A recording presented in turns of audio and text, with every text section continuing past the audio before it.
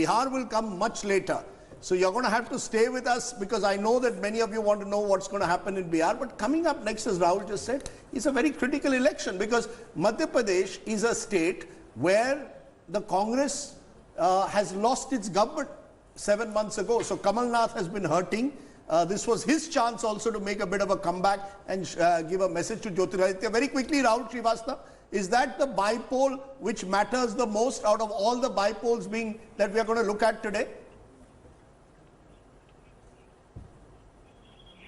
Yes, Rajdeep, it will not only decide Jyotiraditya's future and standing within the BJP. I think it's not just whether he'll be made a minister, but how critical an element he will be in politics. Also, Rajdeep, if he does very well, remember, he will emerge as a challenger to Shivraj Singh Chauhan. He has already served certain time as Chief Minister, and Jyotiraditya is much younger, and he is ambitious. And that is why I say that if he does very well, I think within the Madhya Pradesh BJP unit, and also as far as the BJP at the central level, will be changes. Also, what is important is, Rajdeep, not only that he has to prove himself, he has to also battle a lot of dissent as far as the BJP guys who lost last time around to Congress candidates, and they are working against Jyotiraditya Scindia's candidate. And I think that's where his real battle lies. How does he bring back those BJP votes who are loyal to the BJP guys who lost to the Congress leaders? And the BJP will be keeping a very keen eye because Shivraj, what is being told, that in the areas out of the Gwalior-Chambal belt is more confident of winning the seat. That means Shivraj may get his seat. The test will be of Jyotiraditya Scindia. Jyotiraditya Scindia, just one of the many influential faces whose sort of politics is in a way on the line. Kamal Nath also, because he lost the government there in Madhya Pradesh. There's a prestige battle in Gujarat also because just before the Rajya Sabha polls, a number of congressmen defected in that state. And there's Uttar Pradesh. Remember, this is... Yeah, why don't you go and give us the numbers, Rahul, for these three bypolls. Remember, the 2018 December elections in Madhya Pradesh were exceedingly close. And the vote share gap actually had the BJP in front. The BJP had a little more than 41% vote share. The Congress had a little less than 41. So it was 40.89 for the Congress and 41.02 for the BJP. So that's where we are at. There are 12 ministers in the fray, a total of 28 seats. 22 of these seats were Congress MLAs who quit along with Jyotiraditya Scindia and went in. The asking rate is 9 for the BJP government to survive. So on your screen first, the vote share for the Bharatiya Janata Party, the first set of numbers we are sharing on this election post-poll evening, 46%. So that's about a 5% jump between where they were in the assembly elections to now. The Congress at 43% vote share. That's actually a jump for the Congress as well, a 2% jump for the Congress. But what this essentially means is that there is a 3% vote share gap. And especially in the Chambal region, there is about a 5% vote share that the BSP has traditionally. They're expected in these assembly bypolls to pick up 6% of the vote share.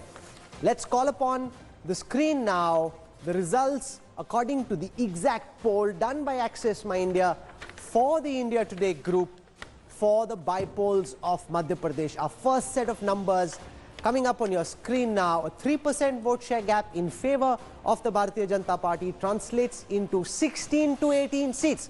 So we're now declaring, according to this exit poll, that Shivraj Singh Chauhan's government will survive. The Bharatiya Janata Party 16 to 18 seats in these bypolls out of 28. The asking rate was 9. The Congress held all these 22 seats. They are crashing. It's not decimation, but it's a definite crash. 10 to 12 for the Congress. So the good news is, and you come from Madhya Pradesh, so that's the one state he's most excited about because he comes from there. He's got his whole family over there. They keep calling Batao kya ho raha hai. Part of Madhya Pradesh. He's from Jabalpur. Yeah, but it's the same patch. Area. So now what this means is that Shivraj Singh Chauhan is through. He's comfortable. Yes. And what does this mean for Jyotiraditya Scindia? See, Rajdeep, you should see this in a different context altogether. Though the state vote share was 41% for BJP, But in Chambal and Gwalior region, where these 16 out of 28 seats belong to in this bypoll, is like 40, 50 to 12% difference. It was a big, huge wave in favor of Congress during 2018. And traditionally, this is known for, Congress bastion because of Scindias and so many other factors. And large number of Dalit population is also there, and that is one of the reasons. So, after switching the sides, and if Jyotiraditya Scindia is able to get more than 8 seats, I would say it's thumbs up for the Scindia. So these are good results. I spoke to Mr. Kamal Nath last night, and he was hoping for a miracle. He always is hoping for a miracle. He needs 28 out of 28. He told me, six sixes. Very interestingly, he said, "आप लोग सब 28 बोल रहे हो, मुझे 22 भी मिले, तो मैं 110 पे पहुंच जाता हूं." Then the independents BS, because then he wants to be basically in a situation where he and the BJP roughly have the same number of seats. Then he will play his game. So he's hoping for a much better performance than this. This will be a setback for him. But between Ashok Gehlot and Kamal Nath, I think Ashok Gehlot has come across as the more seasoned politician. Well, certainly what we saw in Rajasthan and what we saw in Madhya Pradesh, you're right, Rahul, in terms of, I wouldn't use the word seasoned, but in his ability to control the state. Why is that, Rajdeep? You've known both these gentlemen for long. Javed, why is it that Ashok Gehlot could hold on to his government under similar circumstances and Kamal Nath, who we know as being a very wily politician, couldn't? Yeah, being wily is one thing, but having control over the organization, being able to use the statecraft and the tools and the levers of power. He's been a state politician for much longer. He's run the state 3 times. Kamal Nath is not. And Kamal Nath has a I don't want to be unkind to him, but his attention span is very short. He's not a details person. Kamal Nath wants. But he had a grand vision for Madhya Pradesh. He had a plan for industrialization. Before all of that could roll out, his government kind of got knocked out. And in this by-election, in his heart of hearts, even Kamal Nath knew that he will not be able to come back to power. What he wanted was to cut Jyotiraditya to size. I don't know whether that has been achieved or not. No, but it doesn't. Does it happen, Rajdeep, you think? I just wanted to give one, put forward the real fact. In Rajasthan, BJP had 72 seats. So the strike rate for the defection is much more than 30 seats, which is very difficult. But in Madhya Pradesh, the difference between majority mark and BJP numbers is only 6 seats. Sure, so that's the difference. No, it was much easier. It was much easier to break the Madhya Pradesh government than it was the Rajasthan government. Javed is also right in saying that Ashok Gehlot has been in Rajasthan politics for longer. So, he's that old style politician who knows the taluka head's name in which district of Madhya Pradesh. However, to my mind, Jyotiraditya Scindia also took a big gamble. By going to the BJP, Jyotiraditya Scindia in a way has effectively, much like Nitish Kumar, pushed himself into a situation where he has to do well or actually better than expected. The BJP in Madhya Pradesh... If this is what it looks like in the end, 16 to 18 for the BJP, how many of them are from Gwalior Chambal? 16. No, I know. That's the total number. Out of these, 8 to 10 BJP is likely to win in Gwalior Chambal. See, he's already down. Even with 16 to 18, please understand, he had 22 of his people who switched sides. That's important. So even when you look at this number, he will have lost 5 or 6. Now, Shivraj Singh Chauhan at that stage, when the defection took place, Rahul was under pressure to accommodate all of them as ministers. Now what will happen is that you will have Mr. Scindia very much in the BJP sort of hierarchy, will probably be accommodated at the center. But in state politics, Shivraj Singh Chauhan and team will run the show. Yeah, and another thing is that Gehlot Sahab was always the state leader and Kamal Nath was always the central leader. Sure. That was the big Also, Kamal Nath to some extent for some of the local maneuverings depended on Digvijay Singh, whereas Ashok Gehlot, from top to down in Jaipur to the talukas in Jaisalmer, he knew everyone. True, but what is interesting, Rahul and Manisha, is the fact that all of these are defectors. They contested in November on a Congress ticket. 18 months later, contest on a BJP ticket. And most of them still win. What does that show? I mean, does that show that the voters have a loyalty at the end of the day to Scindia more than the party? What does it show? No, but it doesn't. Rajdeep, there's only a 3% vote share gap. The Congress's vote share is actually up 2% from the assembly election. Yes, but the fact is the Congress swept. Gwalior Guna belt because in they were combined. Or they were my attacking point, the sir, United my point Congress. is the vote. We in studio said defections is terrible. Voters reward defections. Because some of these are strong local leaders. They've built patronage networks over time. Like Imarti Devi, In fact, minister. they contribute to the party more than the party contributing to them. And you will see this in Bihar also, where there'll be a lot of BJP, The data RSS. doesn't say that. The data says the timers will Congress fight is on- held on to its vote share. Yeah. This is just a little bit of incremental vote because of Jyotir, because of the candidates that's seeing the BJP through. The Congress is largely, to be fair to it, held on to its vote share and actually accreted 2% extra of the votes. That's the reality. Yes. Yes, something which the vote shares basically suggest, which is very, very interesting. So remember, after 2018 election, BSP basically supported the Kamal Nath government. And in a way, BSP, they tried to poach the BSP element. If you look at the vote shares, if Congress and BSP have contested together, We have a problem with them. Give me a moment, we'll just fix it. Okay, let me go and give the other states. You know, Madhya Pradesh is just one of the states, of course, that we are looking at the moment. Let's turn to the other state of Gujarat. Let's look UP first. Let's look at UP's bypolls. Remember, 7 seats here at stake. The BJP led in 6 of them, or won 6 of them, and 1 was won by the Samajwadi Party. So the interesting thing about this, remember, is UP goes to its assembly elections in just over 14 months from now. So this is very much a semi-final in Uttar Pradesh. Take a look at percentages. SP is at 27%. So the Samajwadi Party retaining its percentage. Let's take a look at the other percentages now in Uttar Pradesh. Take a look at where the other parties stand in the UP bypolls.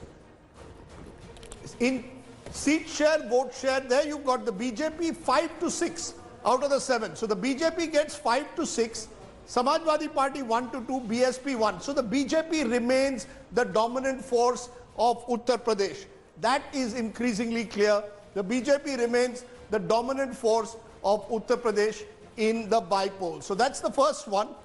Let's look at the other one that's coming, the other bypoll, the final bypoll for which we want to give you results, because clearly, in a way, this is also important, which is the Gujarat bypoll. In Gujarat, seat share 6 to 7 out of the 8 to the BJP. Remember, 5 of these are Congress defectors. And all these bypolls have been necessitated by Congress defections. 5 of them are contesting on a BJP ticket. So clearly the BJP, which rules Gujarat and has ruled it for 25 years, is the big beneficiary in a bypoll. That again comes to this point. All the defectors are being rewarded. Rahul, you were making a point. I was basically saying something about Madhya Pradesh, where it seems that there was a problem between BSP and Kamal Nath, because we accused him of poaching their MLAs. And if you look at the vote share, what we are seeing, if Congress had contested with BSP, they would have given a much tougher fight to BJP in these. But this whole thing about rewarding of They could have defectors. only contested with the BSP if they were in power. BSP always contests. Yeah, but the question Supports that I the want to party in raise power. is that of defectors getting rewarded. Look at Gujarat. Look at what's happening in Gujarat. I know you want to rely on the numbers, but after we look at Bihar also, you will find a lot of erstwhile RSS types have fought on LJP tickets. Now, if those people are going to win, you will find that partisan loyalty is one thing, but local rootedness of leaders may be something else. No, I've got 49 in seats where the Congress won last time. The Congress is down to 40%. BJP is 49%, which is roughly what is their state-wise average. Others are 11%. So clearly, the BJP is holding on to its vote in Gujarat, and the Congress is shrinking. Interestingly, the Prime Minister was in Gujarat a few days ago. Interestingly, Gujarat remains the ultimate BJP bastion, and I think we can say that safely. You know, in 2017, you saw neck and neck fight in Gujarat. Now, in a bypoll, it's clear that the BJP is re-emphasizing its dominance. Can I make a point on defectors, because you've been emphasizing? Yes. I don't think defectors are overwhelmingly rewarded. If 28 people defected from the Congress to the BJP side, only 16 are winning, which means 12 are also losing. Sir, I'm giving you, in Gujarat, 8 defectors, all of them by all indications are winning, or 6 out of 8 are winning. So in some places you would get this higher, in some places you would get this lower, right? In MP, the example I gave you is around 60%. So yes, defectors do get rewarded, but not disproportionately. Okay, the other one, of course, is Uttar Pradesh. And Uttar Pradesh is interesting again because when you look at the UP numbers, this is a semi-final sub-thought in Uttar Pradesh before the big election of 2022. How can it be a semi-final, Raj? If 6 of those seats were sitting BJP seats, yes, where something or the other happened first to the test, candidate. right? After all that has happened in UP over the last few months, Yogi's government has been attacked. You've got the BSP in virtual tango with the BJP. You've got the SP and the Congress fighting separately. The decks are stacked. And remember, Yogi Adityanath did 2 rallies in each of these constituencies in Uttar Pradesh. And he's got strong local leaders over there. Rahul. Where is the opposition? Did Mayawati even bother to campaign in an aggressive fashion? How often did she go out and campaign? How often did Akhilesh, apart from just going out for the sake of Gandhi Vadra, General Secretary of UP, right? She was to go to Lucknow. What happened to that? So that's my question. At the end of the day, after all that happened in Hathras, the way Priyanka and Rahul went there, somewhere it appears the Congress, if these numbers hold, is in no position to revive itself in UP at the moment. I know it's a bypoll, and a bypoll is not always an accurate barometer of a state as large as UP. Can I say you've got this wrong? I'm saying it's not the Congress which is in no position to revive itself. As of now, the opposition in UP is in no position to revive itself. You have to make some effort. Who is making some effort? In Chhattisgarh, when the Congress came back, you had Baghel making a massive effort travelling across the state on a Padyatra. Which of these guys is making effort? I agree with you, Rahul. My point, though, is that we put so much of emphasis, and Javed, you're from Uttar Pradesh. You've got a situation where in 2017, Akhilesh had tied up with Rahul Gandhi, and you had a SP Congress combined, didn't work. BSP then tied up with SP in the 2019 elections. That also didn't work. Now you've got all 4 of them fighting on their own. The BJP is the beneficiary.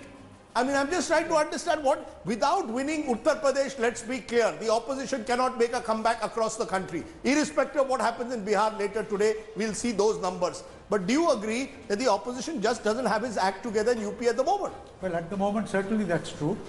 But just remember, let me take you back to 2018, just before the Lok Sabha general elections.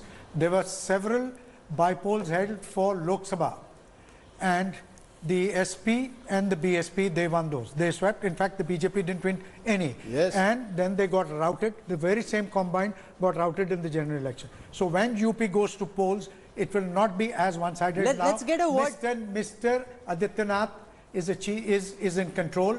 And he's not just in control, he's not allowing anybody to breathe. That's my and point. Of course, in 2015, 2016, when there were bypolls, the BJP was losing those bypolls before 2017. Now they are winning the bypolls, they are in power. But it shows that Adityanath has got control over the machinery. And it also shows that maybe unlike some of the panditri sitting here and elsewhere, people in Uttar Pradesh aren't unhappy with the government.